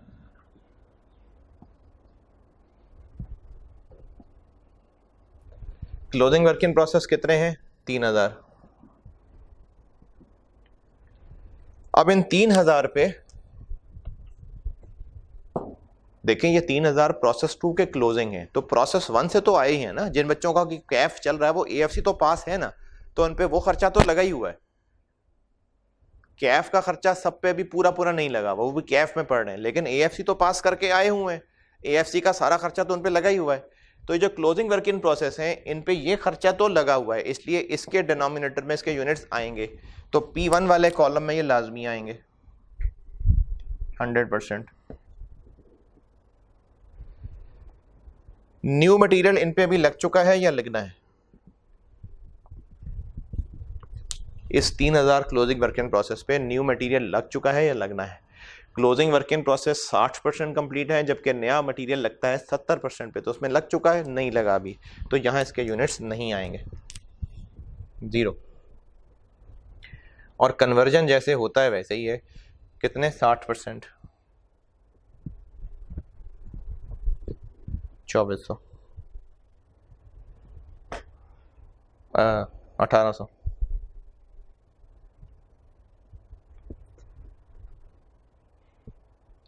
अच्छा, अगर तो आपको ये कख भी समझ नहीं आ रहा तो बेटा कम से कम दर्जा ईमान का कम से कम दर्जा ये है कि आप इसको रट लें। P1 वाले कॉलम में क्लोजिंग के यूनिट्स लिखने ही लिखने हैं, कन्वर्जन में जैसे पहले करते थे वैसे करने हैं, न्यू मटेरियल में या तो लिखने हैं या नहीं लिखने हैं, रट लें चाहे। कोशिश तो मैं करता हूं पूरी समझाने की, लेकिन अगर कोई बच्चे हैं जिनको नहीं समझ आ रही होती, चलो मेरी नाकामी है, रट लें, सवाल हो जाएगा आपसे। P1 वाले कॉलम में लिखना ही लिखना है, कन्वर्जन वाले कॉलम के अंदर जैसे स्टेज ऑफ कंप्लीशन के मुताबिक पहले लिखते थे अब भी वैसे ही लिखेंगे। नए मटेरियल के कॉलम में या तो लिखना है या नहीं लिखना है।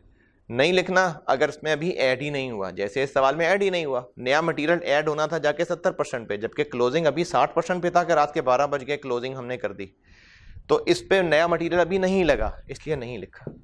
लग गया होता तो पूरे के पूरे 3000 लिखते, यानी या तो यहां लिखेंगे या नहीं लिखेंगे। यहां लिखेंगे कन्वर्जन में जैसे पहले करते थे स्टेज ऑफ कंप्लीशन, और नए मटेरियल में बस देखना है कि यहां लिखना है कि नहीं लिखना। ये हो गया 30,000, ये हो गया 27,000 और ये हो गया 28,800। कॉस्ट पर यूनिट निकालनी थी, cost per unit P1 new material और कन्वर्जन, तो कॉस्ट कितनी है 450,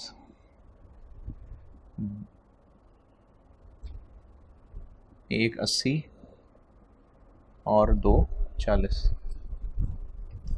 और यूनिट्स ये 30,000, 27,000 और 28,800। तो जब यहाँ से कॉस्ट पर यूनिट निकलेगी ये आ जाएगी 15 रुपये, ये आ जाएगी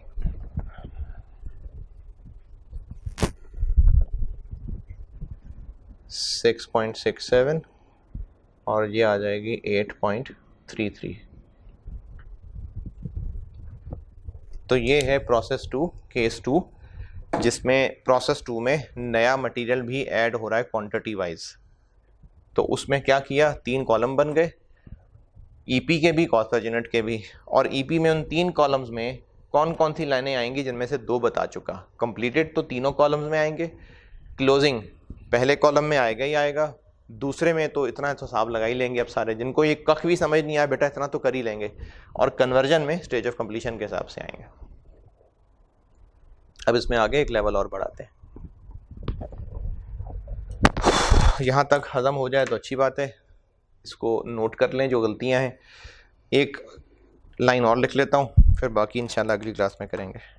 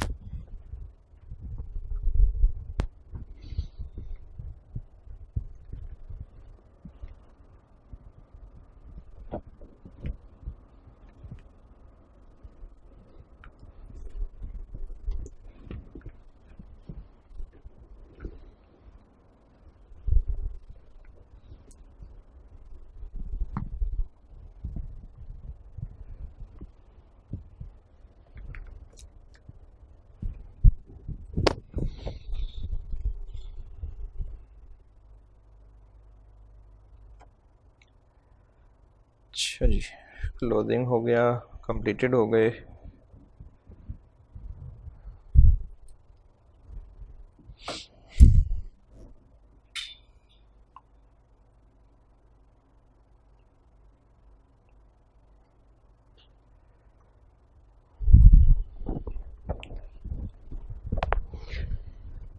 अच्छा, अब ना एक काम ये करें कि मैंने आपको पहले आसान वाला करवाना है,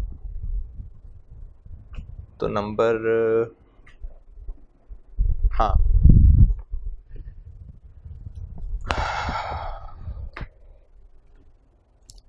वैसे तो ओपनिंग की लाइन ऊपर ही आती है सबसे, मैंने तो नंबर मिस कर ही दिया है, लेकिन चलें, खैर है, खैर है। एक काम ये करते हैं कि अब आप ना यहाँ लिखें ओपनिंग,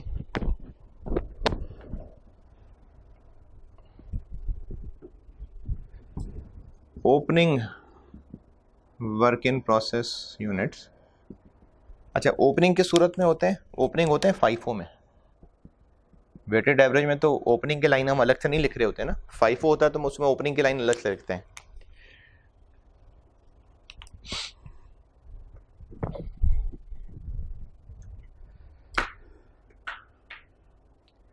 ओपनिंग में ये पॉइंट 3 लिख के ना यहां पे अभी रहने दें, ये मुश्किल है, ये मैं अगली क्लास में बताऊंगा। अभी इससे आसान वाला कराना है मैंने, ये मुश्किल वाला अगली क्लास में बताऊंगा।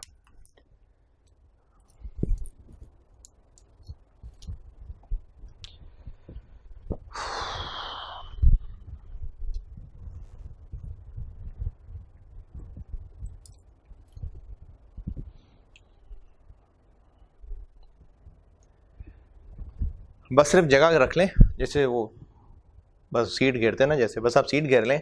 नंबर 3 लिखें, opening work in process units कैसे अपीयर होंगे,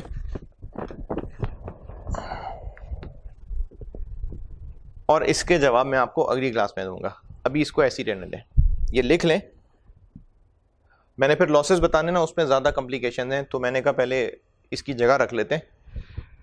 ये लिख लें पहले, इसका मैंने यहाँ जवाब लिखना है, अभी लिखना है, यस और नो करके लिखना है।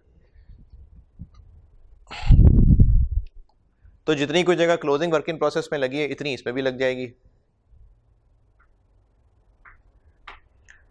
यानी यस या नो, यस या नो जो भी है। और फिर यहाँ पर लिखूंगा कि ओनली इफ, तो जितना कुछ लाइन वहाँ लगी थी ना ओनली इफ, उतनी इसमें भी चाहिए।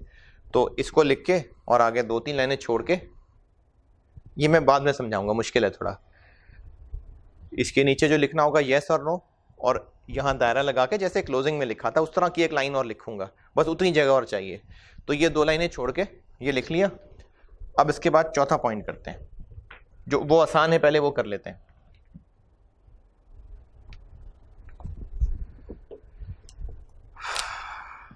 Abnormal loss.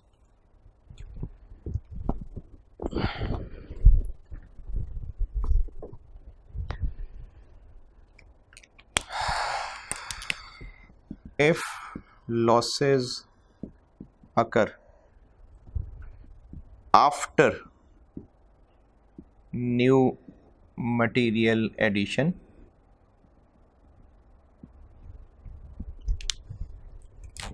then abnormal loss या abnormal gain units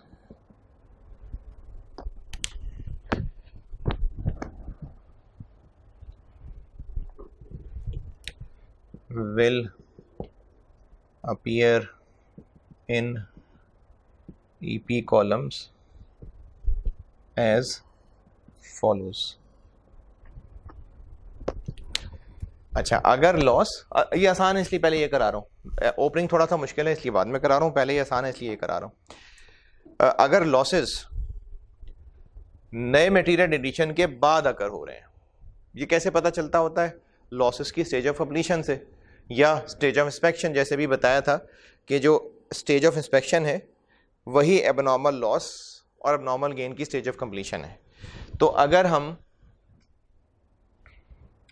नया मटेरियल डालने के बाद लॉसेस चेक कर रहे हैं, if losses occur after new material addition, अगर हम केमिकल बीट डालने के बाद लॉसेस चेक कर रहे हैं, तो अब जो लॉसेस में खराब निकलेंगे उनमें केमिकल बी लग गया हुआ है कि नहीं, लग गया हुआ है, केमिकल ई उनमें पहले ही डला हुआ है, कन्वर्जन उन पे खर्च हुई हुई है। तो जब इन पे ये केमिकल ए भी लग चुका हुआ है, केमिकल बी भी डल चुका हुआ है, कैसे पता केमिकल बी डल चुका हुआ है? क्योंकि नए मटेरियल एडिशन के बाद लॉसेस हम देख रहे हैं। तो नया मटेरियल डल चुका था, उसके बाद कहीं जाके हमने लॉसेस देखे, तो लॉसेस के अंदर केमिकल बी भी डल के सड़ चुका हुआ है।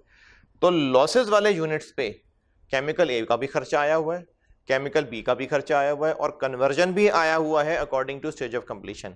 तो ईपी यानी डिनोमिनेटर में P1 वाला खर्चा 4.5 लाख रुपए, P1 के डिनोमिनेटर में इसके यूनिट्स आएंगे, बिल्कुल आएंगे, यस। क्यों आएंगे? क्योंकि इन पे वो खर्चा लगा हुआ है, खर्चा लगा हुआ है। पर यूनिट कॉस्ट निकालते हुए न्यूमिनेटर में हम जो कॉस्ट लिख रहे होते हैं, डिनोमिनेटर में वो यूनिट्स लिखने हैं जिन पे वो कॉस्ट इनकर हुई हुई है। ये पिछली क्लासेस में बताई थी ये बात। तो जो एबनॉर्मल लॉस यूनिट सड़ गए या एबनॉर्मल गेन यूनिट्स, उन पे केमिकल ए हाँ लगा हुआ है, तो डिनोमिनेटर में इसके यूनिट्स बिल्कुल आएंगे, यस, पूरे के पूरे आएंगे। केमिकल बी भी इन पे लग चुका हुआ है, कैसे पता लग चुका हुआ है? ये लिखा हुआ। तो केमिकल बी की कॉस्ट भी इन पे लग चुकी हुई है, इसलिए केमिकल बी के डिनोमिनेटर में इसके यूनिट्स बिल्कुल आएंगे, यस, पूरे के पूरे आएंगे। और कन्वर्जन वाले कॉलम में इसके यूनिट्स बिल्कुल आएंगे, और जैसे पहले आते हैं वैसे आएंगे, यानी as per stage of completion.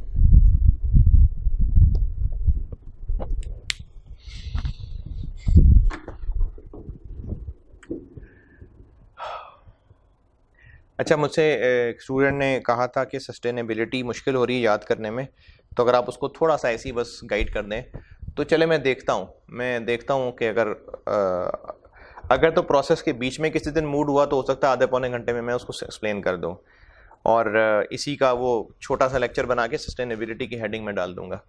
तो हो सकता है अभी आजकल में ही कर दूं, हो सकता है कि प्रोसेस कराने के बाद करूं, लेकिन मैं इंशाल्लाह चलें सस्टेनेबिलिटी में एक समरी बता दूंगा।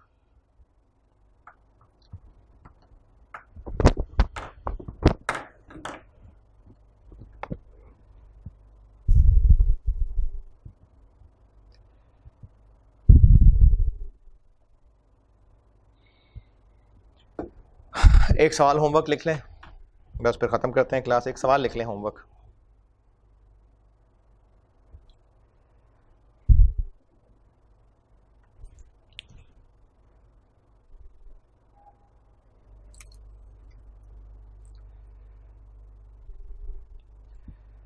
Following information relates to process 2. Following information relates to process 2 for the month of June. For the month of June.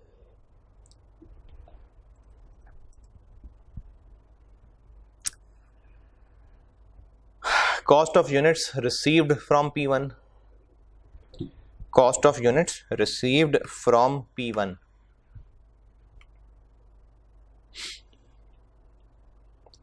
Cost of units received from P1 6 lakh रुपए, 600,000।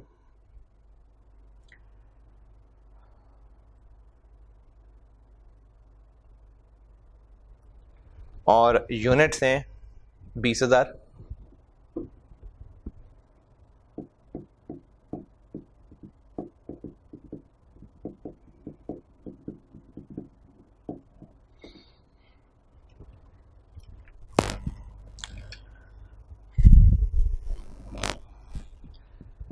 यूनिट्स 20,000 हैं।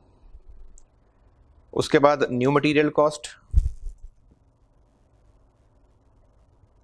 2 लाख रुपए।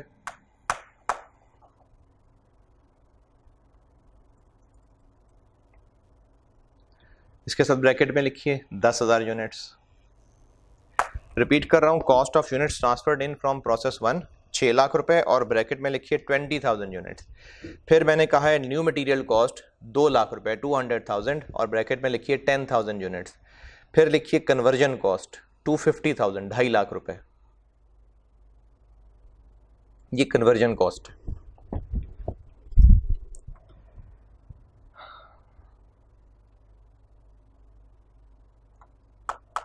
Normal loss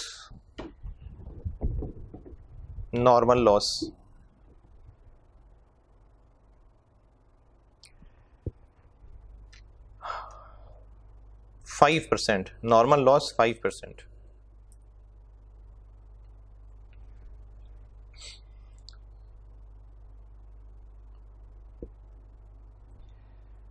stage of inspection 60%, stage of inspection 60%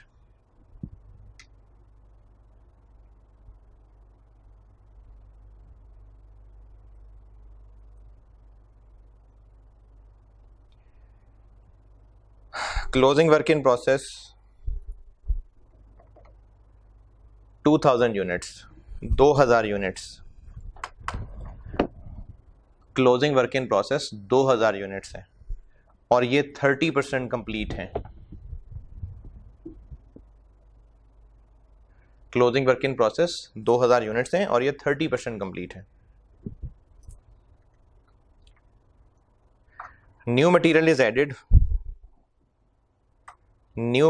is added when process is 50% complete, 50।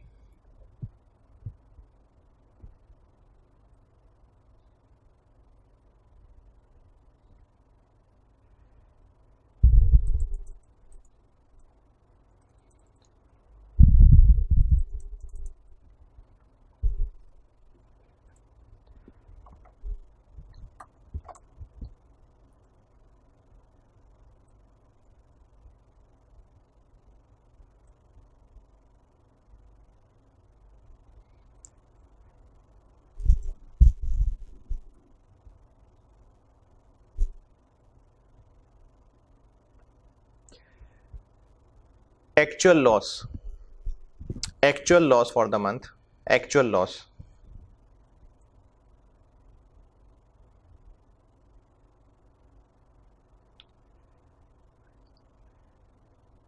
1800 units, 1800 units actual loss है ये।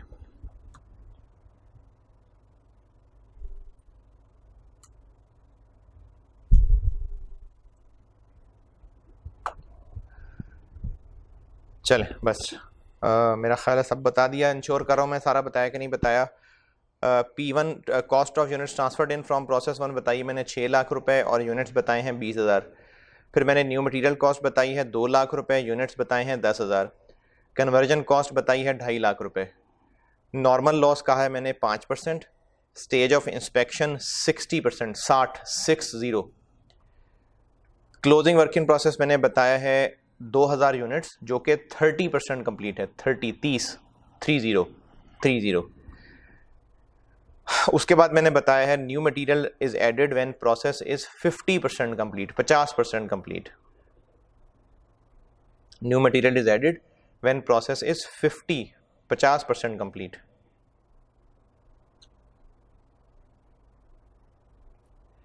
फिर मैंने बताया है actual loss for the month, actual 1800 units, 1800 units.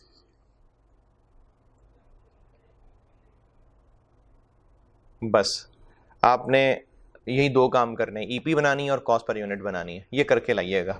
अगली क्लास में इंशाल्लाह इस होमवर्क को डिस्कस करते हैं। और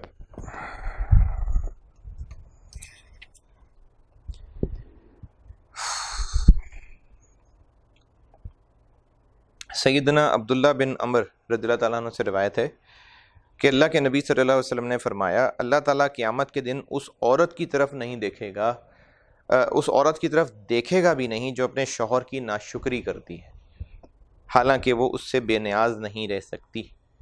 फिर से, अल्लाह ताला क़यामत के दिन उस औरत की तरफ देखेगा भी नहीं जो अपने शौहर की नाशुक्री करती है, हालांकि वो उससे बेनियाज नहीं रह सकती। तो मैं अभी शुक्र पे आजकल बात कर रहा हूँ, तो नाशुक्री देखिए अल्लाह ताला को कितनी सख्त नापसंद है। अगली क्लास में इंशाल्लाह मुलाकात होगी। अल्लाह हाफ़िज़।